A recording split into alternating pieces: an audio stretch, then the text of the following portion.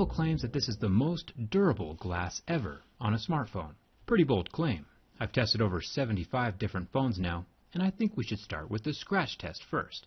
I have a set of Mohs hardness picks that differentiate between different minerals. Plastic screen phones would scratch at a level 3. Glass is usually around a 5 or a 6 on Mohs scale, and real sapphire scratches at a level 8 or 9.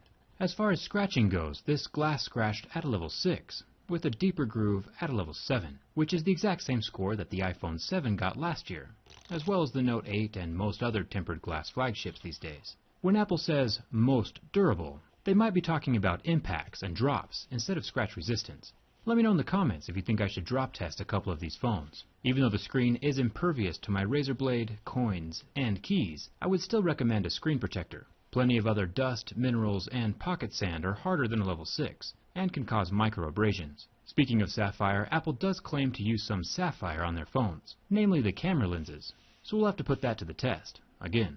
The home button is not affected by my razor blade, so it won't get damaged or scratched up while sliding around in your pocket or purse, and that's good for durability. Up at the top of the phone we have the 7-megapixel front-facing camera tucked under that same slab of front glass, so it is protected against major scratches and damage as well.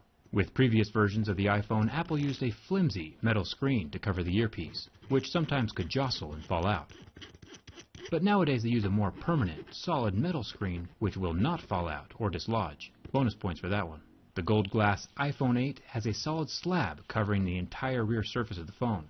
Still undamaged by my razor blade, it's also good to see the Apple logo and the iPhone text are layered under the glass and not exposed on the surface. This means they won't rub or wear away with use or time. It's pretty cool how the dual-tone LED flash blends so perfectly with the pink and gold color of this phone. Protected under the glass surface, things are still looking sleek and aesthetic. One cool thing is that right next to the camera lens there's a little microphone hole that has a metal grill in it. Apple's attention to small detail and aesthetics is amazing. Most phones just leave it as a hole with no protection. And now for the camera lens. Apple claims that this is made from sapphire. Sapphire is a super premium and expensive and durable material that resists scratching until level 8 or 9 on Mohs scale. Testing out this claim with my razor blade, which is about a 5.5 on Mohs scale, leaves no scratches, which is great. And that means that this camera lens is just as durable as regular glass so far. But when I test Apple's sapphire with my Mohs picks, I see visible marks at a level 6, and a level 7, and a deep catching groove at a level 8. It looks like Apple's still using their own proprietary blend of sapphire. I delved pretty deep into this subject during a previous video, and it is indeed aluminum oxide, which is the ingredients of sapphire, but my Mohs picks and an electron microscope indicate that it is a lower grade material than the actual pure sapphire that's used in Tissot's premium high-end watches or the full sapphire display on the HTC Ultra Sapphire Edition, both of which didn't scratch until level 8. Apple might have extreme attention to detail, but it's my opinion that they cut some corners with this sapphire stuff. I did buy one of their overpriced sapphire Apple watches to test, and that should arrive today sometime. So make sure you're subscribed so you don't miss that durability test. There is a metal ring around the camera lens, but the weird part is that the camera lens sticks up even farther than the metal ring does, so there's no protection for that lens. And since it scratches at a level 6 instead of a level 8, it still needs that protection. Now the sides of the phone are real metal, so Apple did a good job there. This handles keys and coins very well, but my razor blade manages to remove some color, exposing that silver 7000 series aluminum underneath. So it's probably best to not keep your razor and phone in the same pocket. The SIM card tray and power buttons are both metal, along with the buttonless and portless top of the phone. The volume buttons and mute switch are also metal, bonus points for that. I'm still definitely a huge fan of that mute switch, by the way.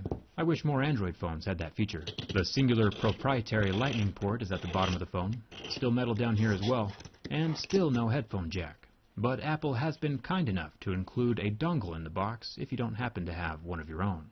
Now I do like to roast Apple every now and then, physically and verbally, and one cool thing about the IPS Retina display is that after about 10 seconds in extreme heat, the pixels go black and turn off. But after the heat is removed and the pixels cool down, they recover completely. The phone is cool to the touch within seconds. It's still important to not try this on your own phone because the flame does burn off the oleophobic exterior coating on the glass. I have been contacted by several angry mothers whose kids have burned phones, so please don't try this at home. Speaking of things to not try at home, it's time for the ultimate test of durability, Nothing stresses the construction of a phone like a bin test, and whether you're an Android fan or an Apple user, everyone can appreciate a well-built phone. And this is indeed a well-built phone. There is zero flex to this device. If you remember on my iPhone 7 bin test last year, the waterproofing adhesive was ruined by the bend, but this has since been corrected with the iPhone 8. I'm very impressed. There is no glass separation on the front or the back, no matter how you bend it. This phone is definitely skinny jean approved. The last thing I want to point out as a bonus and thumbs up to Apple's build quality is the rear glass panel. It has a lip of plastic around the edge as a cushion to protect the glass during drops, so the plastic helps out. Smart design choice. The front screen also has a plastic cushion around the glass as well. Most people wouldn't notice this subtle detail, but Apple does put an extraordinary amount of thought and design into their phones.